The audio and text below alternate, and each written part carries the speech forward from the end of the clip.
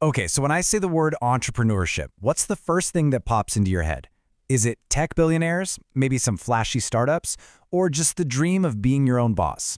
Well, over the next few minutes, we're going to break down what entrepreneurship really is. And I promise you, it's a whole lot more interesting than just startups and big money. You know, a lot of us think we've got this all figured out. An entrepreneur is just someone who starts a company, takes on all the financial risk, and then, hopes for a big payday. It sounds pretty simple, right? A straight line from a cool idea to a pile of cash.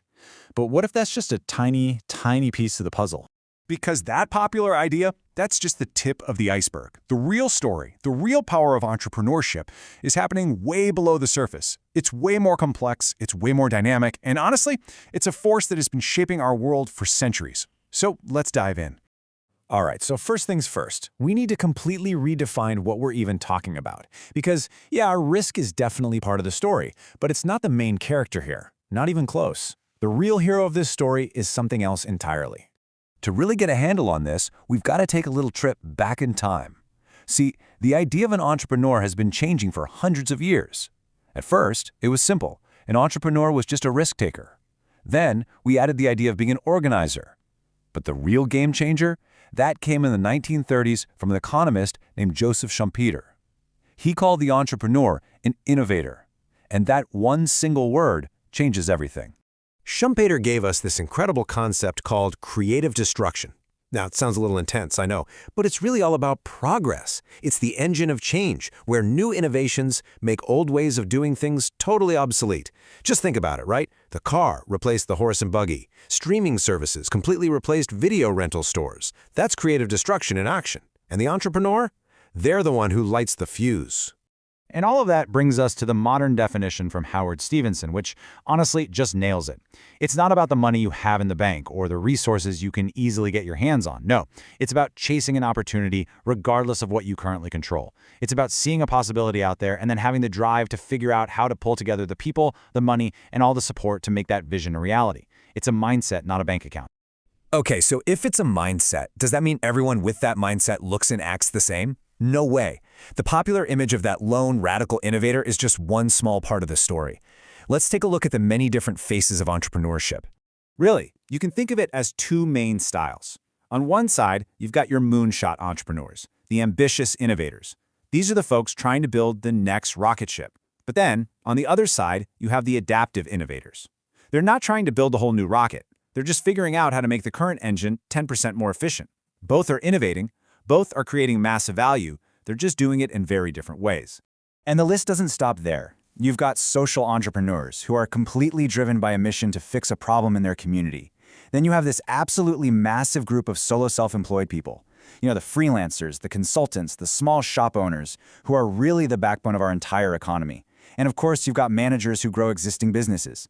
They're all entrepreneurs, just playing on different fields. All this diversity kind of begs a classic question, doesn't it?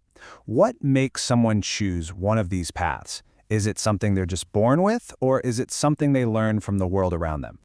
So this brings us right to that classic debate. Are entrepreneurs born, or are they made? Is there some kind of special entrepreneurial DNA, or is it all about the environment you grow up in? What's the real story? Well, as it turns out, the truth isn't one or the other. It's both. It's the combination of the two that really creates the magic. See, you can have all the personal drive and perseverance in the world. That's the born side of things. But if you don't have a supportive environment, one with access to technology and a culture that actually encourages new ideas, that's the made side. That initial spark can fizzle out pretty fast. You absolutely need both the seed and the right soil for it to grow. Okay, so we know what entrepreneurship is, and we know who entrepreneurs are. But why does any of this actually matter? Well, it matters because entrepreneurship isn't just a career path. It is the absolute engine that powers our entire economy. I want you to think about the impact like a chain reaction. It all starts small. One person sees an opportunity. That little idea turns into a new business, which then creates new jobs for people. That business creates wealth that ripples out to its employees and its suppliers. And as more and more entrepreneurs do this, it drives regional growth and ultimately boosts the entire national economy. It is a powerful, powerful effect that all starts with a single idea.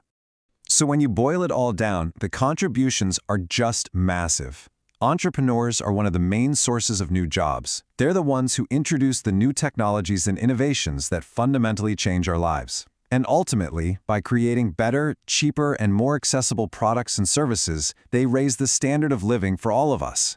So, really, the biggest takeaway here is this. Entrepreneurship is not a job title on a business card. It's a mindset. It's about looking at the world around you and not just seeing what is, but seeing what could be. And then, it's about finding the courage to go out and build it. And that brings us full circle, right back to that incredibly powerful modern definition. If entrepreneurship is simply the pursuit of opportunity, regardless of the resources you control right now, then let me leave you with one final question to think about. What opportunity do you see?